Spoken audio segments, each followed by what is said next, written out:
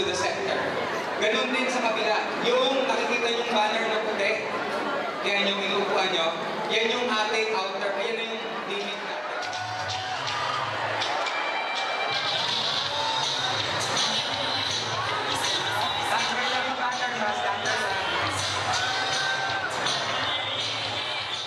Bilang po kabataan, para po sa akin, napakahalaga po ng significance ng climate change po sa amin. Kami po yung mas makakaranas ng effect po ng climate change.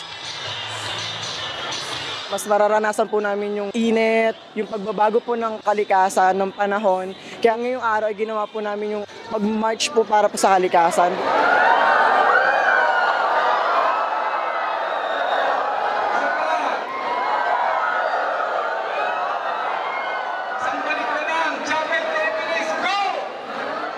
Napakita po natin ang kahalagahan ng pagkakaisa ng bawat tao, ng bawat kabataan na upang maligtas ang ating inang kalikasan, ang ating kapaligiran, upang maiwasan natin ang climate change para yung mga sa susunod na henerasyon at sa henerasyon ho namin, hindi po kami mag-suffer or maghihirap sa mga mangyayari na epekto ng climate change.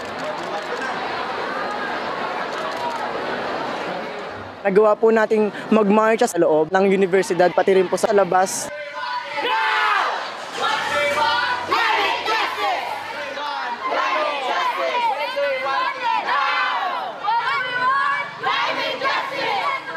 Hindi lang po ngayon, dapat po araw-araw po natin ito ginagawa kasi para po sa atin to, hindi lang po para sa sarili, para din po sa ibang tao. Makakatulong ka na rin po sa ating inang kalikasan.